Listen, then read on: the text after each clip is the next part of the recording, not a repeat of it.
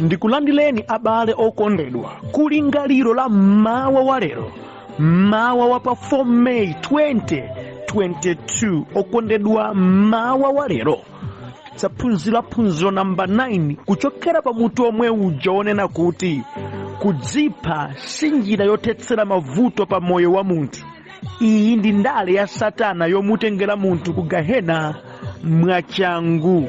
Okondedwa, phunziro namba 9 likuchokera pa Genesis 27 kuyambira ndime yake ya namba 30 mpaka na 41.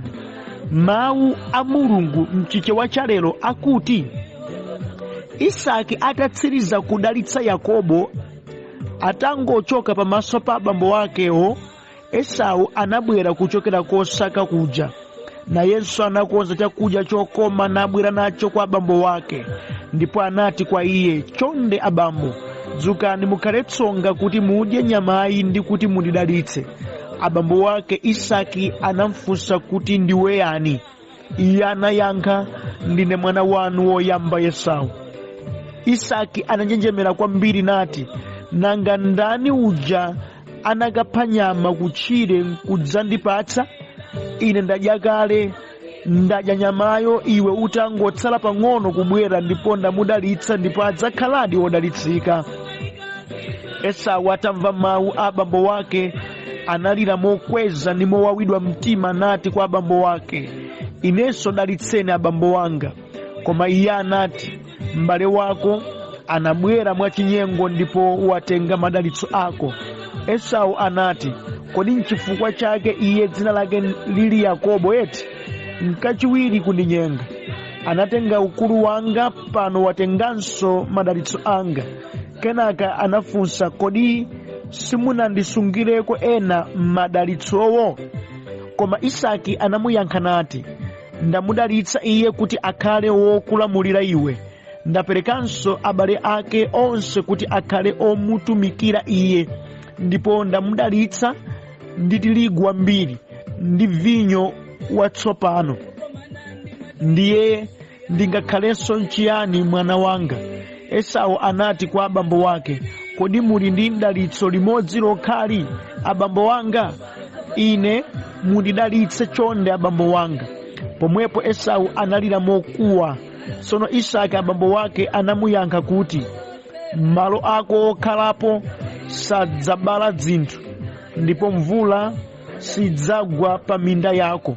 Udzakhala ndi moyo podalira lupanga, ndipo udzatumikira m'bale wako. Koma idzafika nthawi pamene udzakhala mfulu, udzachotsa goli lake m'khosi mwako. Ndipo Esau anamusungira chiwembu Yakobo chifukwa cha madalitso amene abambo wake anamupatsa. Esau anati kwa iye yekha, masiku olira abambo wanga ayandikira, pambuyo pake ndidzamupha m'bale wangayu Yakobo. Okondedwa, mawu a Mulungu amene tawerengawa tidzatsogozedwanso ndi kulingalira kotere kuti pamene zanu zalandidwa, pamene zimene mumaziyembekezera zatsompholedwa ndi ena ochenjera ndi ankhanza, kupsa mtima ndi kukutidwa ndi mkwiyo kumakhala pafupi zedi. Ameni. Pamene zanu inuyo zalandidwa, zimene zinali zanu za genuine, zimene mumaziyembekezera kuti izi zikhala ndi ine, zipeza ine, zichitiridwa pa ine, zatsompholedwa ndi anthu akati ali ochenjera ndi oyipa mtima. Okondedwa, kupsa mtima ndi kukutidwa ndi mkwiyo kumakhala pafupi zedi. Ndipo ndi mkwiyo umenewu umene umamkakamiza munthu kuti apange chiganizo choyipa ngakhale kudzipha kumene. Ndikumvetsa ine kuti iwo amene adalandidwa banja lawo sasekerera ndipo alibe mtendere. Mu mtima mwawo muli mkwiyo waukulu kwambiri, mkwiyo umene ukhoza kuwapangitsa kuchotsa moyo wa wina ngakhalenso kuchotsa moyo wawo, mkwiyo umene ukhoza kuwapangitsa kuononga katundu ndi kupanga ziganizo zodzipangitsa wokha kukhala mu ukapolo. Umakhala mkwiyo waukulu kwambiri, ndi mkwiyo wachabe. Pamene katundu wa munthu walandidwa, moyo wake susekererayi, umakhala kuti wanyanyala, wayipidwa, ndipo kunyanyalako, kuyipidwako kumatha kukupanga influence, kupanga zina zachabe zoti zikhoza kuchotsa moyo wako ngakhalenso kuchotsa moyo wa wina. Okondedwa, pamene munthu akuponderezedwa ngakhale kuntchito kuti akuponderezedwa, okondedwa amamva kupweteka mkati mwa mtima, ndipo kupwetekako, kuwawidwa kwa mtimako kukhoza kumpanga influence kuchita china chake choyipa kwambiri pa moyo wake omwe ngakhalenso pa moyo wa wina. Ndikukambanezi ndizoona monena kuti kwa inu nonse amene mudatsompola za ena, musaganize ngati kuti otsompoledwawo ali ndi mtendere. Ayi, adapsa mtima kwambiri, ndipo ali ndi ukali waukulu, ndi ukali umene ukhoza kuwapangitsa kuti adzilingalira ngakhale zongodzichotsa moyo. Moyo wawo ngokutidwa ndi mkwiyo. Okondedwa, munthu okwiya chotere kumakhala kosavuta kupanga ziganizo zononga moyo wake, kapena zononga moyo wa winayo, kapenanso zononga katundu kumene. Kumakhala kosavuta kupanga zinthu mwa mtima wakuti chichitike. Amene akudutsa muzimenezi akhoza kundimvetsetsa. Amene chifukwa chakupwetekedwa kwa mtima, chifukwa chakuwawidwa moyo, ngakhale kudzisamala adaleka, kuwerenga za wina adaleka, moyo wake umakhala ngati chinyamanyama tsopano. Mkwiyo ngwachabe akuluakulu. Mkwiyo umakupangitsa kuti umunthu uchoke, uzimu uchoke, ukhale ngati chinyamanyama. Nthawi zonse kumangokhala ndi moyo wonena kuti chichitike, ndidafa bulu ine, ndamva kupweteka. Maukati amene aja okondedwa amabwera kwa munthu amene wafika popima ndi mkwiyo mkati mwa moyo wake. Chidamuchitikira china chake, ndipo chidamvundula mkwiyo namuchotsera umunthu, ndi amati ine ndafa bulu.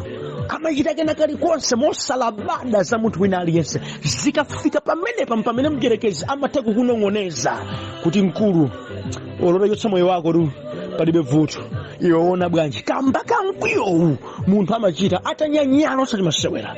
Mkwiyo utafika pa 99 achimwene.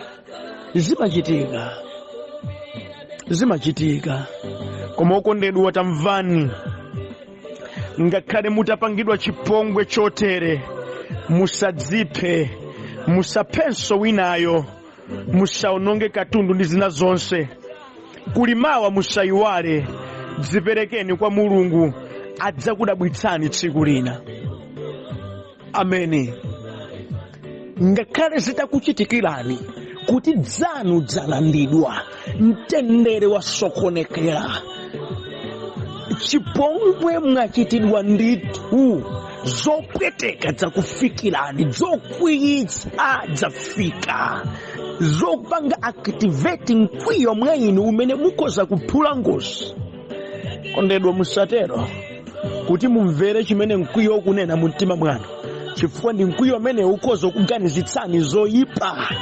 Musatero. Inuyo chimene mungachite, mudzipereke kwa Mulungu amene analola kuti choyipa chikugwereni, adzavomeranso kuti chapaderadera chopambana, chopatsa moyo wanu mtendere chikufikireni.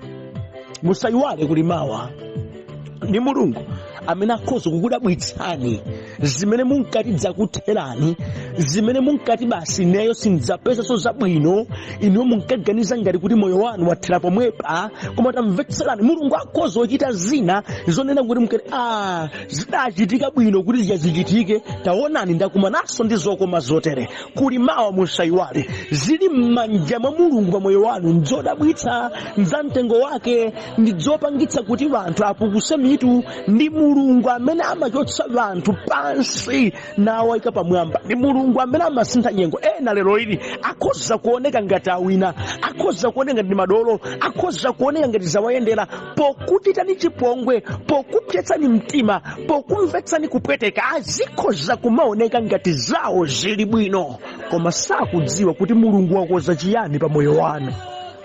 Sakudziwa kuti mawa lidzabala chiyani. Ameni. Musadziphe chonde, nkuteka mawa china chake chabwino chidzakuchitikirani. Ameni. Mawu amene tawerengawa ni nkhani ya ana pachibale, adabadwanso mapasa, Esau ndi Yakobo. Esau kathali wadziwa kuweta, wadziwa kusaka ndi zazoterozo, koma wachibwana kwambiri zedi pa moyo wake, onena kuti samalabada zinthu zoti zikhozomuthandizira. N'chifukwa chake adakwanitsa kugulitsa ukulu wake kwa ng'ono wakenso, kamunthu kochenjeranso kwambiri, kofuna kutenga zabwino mwa njira yachinyengo. Nkupita kwa nthawi, bambo wawo atakalamba kuti akhoza kupereka madalitso, ka Yakobo kajanso kadachenjera kwambiri mothandizidwa ndi amayi wake, ndikamlanda madalitso Esau, pakuvala zovala za Esau, pakuvala zikopa, ndikapusitsa bambo wake kuti iye adalitsike m'malo mwa Esau. Iyi ndi Esau anali kathali mzochitika zake, paja adakwatira akazi awiri amene adapangitsa kuti makolo ake awawidwe mtima. Komabe oyamba kubadwa adali iyeyo. Madalitso awa amafunika atalandira ndi iyeyo, koma Yakobo adakawatsompola madalitsowo, adamulanda madalitsowo mwakuchenjera kwake mwachinyengo. Tandimvani okondedwa, atazindikira Esau kuti madalitso ake alandidwa ndi Yakobo, adapsa mtima kwambiri, adakwiya. Kandi levo ya mkwiyo umenewu idampangitsa kuganiza kuti ine ndithu ndikupha munthu amene. Mwaona, mkwiyo okondedwa umamfikitsa munthu pa point ya imfa. Ndi chimene ndikufuna ndidalalikira lero lino kumoyo wanu. Musamakonda kunyadira nkumanena kuti ine ichichi chandipyetsa mtima kwambiri sedi, ndimakwiyo ine kwambiri sedi. Ndimati ndinene, mkwiyo wa mtundu wina uliwonse umatha kukufikitsa munthu wopa mulingo omaganiza za imfa. Magazi akayamba kubwata mthupi akhoza kukupanga motivate kuchita china chake choyipa. Pamene wanthu amafika poganiza kuti bwanji ndingodzipha ineyo, ndingodziononga ineyo, chifukwa imakhala nthawi yachabe. Esau akuganiza zopha Yakobo, koma masiku athu ano anthu akuganiza zongodzipha okha, ndipo nchifukwa chambiri zikuwachitikira. Munati mudalira afunsa iwo amene adadzipha kale, adali ndi mkwiyo pa zimene zidawachitikira. Mwina nkutenga nkhani yake idali ya madalitso, idali ya katundu, idali ya banja, idali yokhudzana ndi minda. Pali zifukwa zimene iwo anu wake amadzimvetsetsa kuti chifukwa cha ichi ndiyenera ndichitidwe ichi.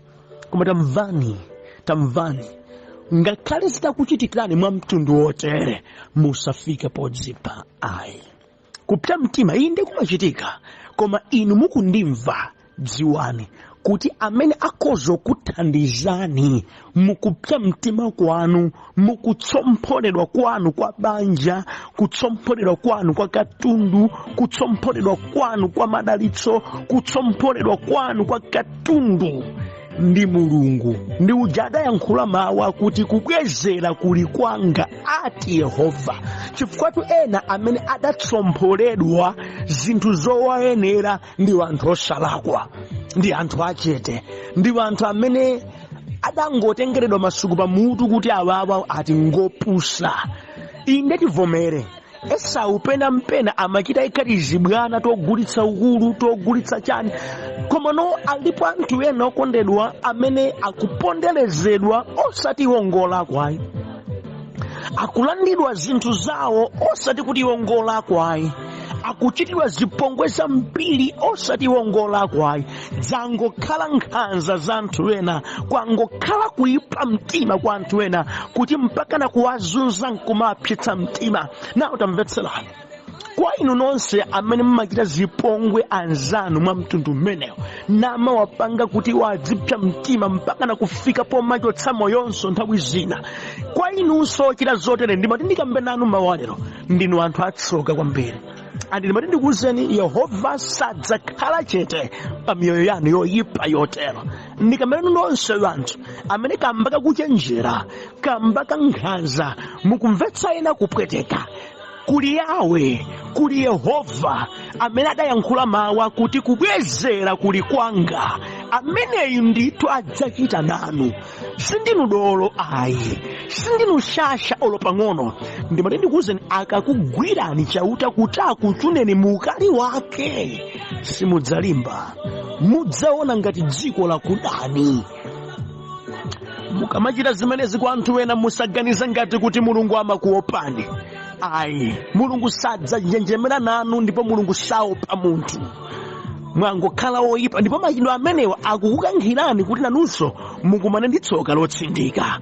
Ndiponso kwa inu abale wanga ochitidwa chipongwe, omva kupwetekanu, kudzipha si yankho ayi, kudzinyanyala si yankho ayiso. Munafunika mutsamire kwa Ambuye, ndikumvetsetsa mukhoza kukwiya kwambiri, ndikumvetsetsa mukhoza kukhumata kwambiri, ndikumvetsetsa mukhoza kunyanyala nazo kwambiri, chifukwa zimakhala lidzoyipa. Koma tamvani kuti mpaka na mufike podzipha ndiye kuti mungopita mwachangu m'gehena. Chofunika kwambiri ndi kutsamira pa Yehova.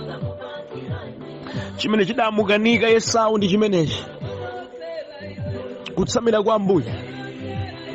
Iye mkati mwake mudamba kuyenda chiwembu, iye mkati mwake mudamba kuyenda mapulani akuti ndichotsa moyo wa munthu, ndikuchotsa moyo basi, sanga ntelo ayi, dzanyanya, palibenso njira ina koma ndichotsa moyo basi. Ayi, musatero, musatero.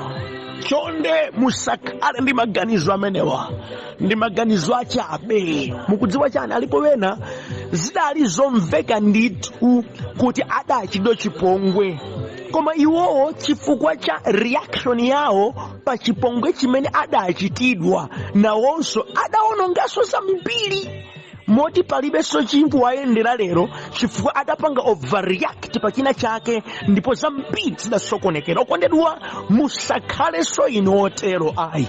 Pamene ena achita chipongwe inu adzitengera okha matsoka, pamene ena achita chipongwe inu aononga zawo ndi Mulungu, inuyo muli nkhwapa mwa Mulungu, musade nkhawa.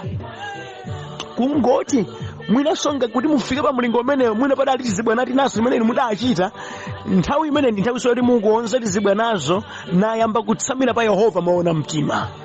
Ameni. Koma dziwani okondedwa kuti kuli mawa, mukausungabe moyo wanu, mukapanda kuuchotsa moyo wanu, zanu Yehova adzayang'anirabe. Tikadawerenga pa ndime pa chapter number 33,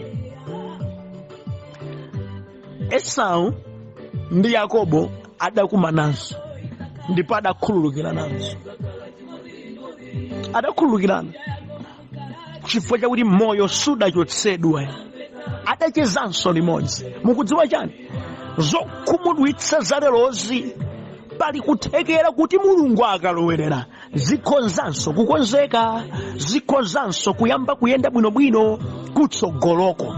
Adakati kuti apitilizeni maganizo ake ochotsa moyo Esau, sakadayanjananso ndi Yakobo. Adakati yekha adziphe, sakadayanjananso ndi Yakobo. Adakati iyeyo amuphe Yakobo, ndiye kuti kuyanjana kuso kudavutanso. Koma chifukwa padalibe kukhetsa mwazi, padalibe kuchotsa moyo, chiyanjano kutsogoloko chidaonekanso.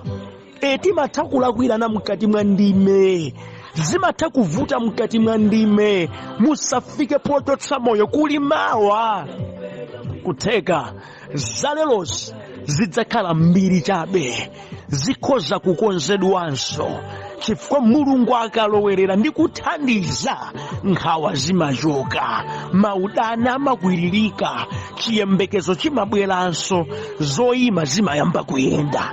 Ndi chifukwa chake ukwendo ngakhale mudakhala mu mkwiyo wa mtundu bwanji, chonde musakhale inu ochotsa moyo. Tamvani tikadawerenga pa chapter 33 akupepesa Yakobo mopereka mphatso kwa Esau. Kupepesa ndithu kumpatsa katundu ndithu atengana chimwene, kudali kulipira zimene adachita kachipongwe kadzana, adakonza cholakwa popeza kuti onsewa adali ndi moyo. Zina zimene zikuoneka ngati zaonongeka lerozi, ndikuwuzani chauti akalowerera zikhoza kudzakonzedwanso. Ndifuna nene kuti chani? Inu nonse amene mudatsomphola dzana wake, amene mudalanda dzana wake, amene mudasokoneza zanu wake, ngati mukufuna kuti mtendere ubwere, chonde kapepeseni ndi kubweza zanu wakezo. Inunso ochitidwa chipongwe musadzikwiyire ndi kuchotsa moyo, mudalire na Ambuye, chifukwa tsiku lina kusungidwa kwa moyo wanu kudzabala mtendere, ndipo kudzabalanso ubale. Ndi mawu amene ali nawo tumawawa lero kukulimbikitsani. Zimapweteka inde, zimawawa inde, koma musachotse moyo. Kuli mawa zikhoza kudzachitikanso zina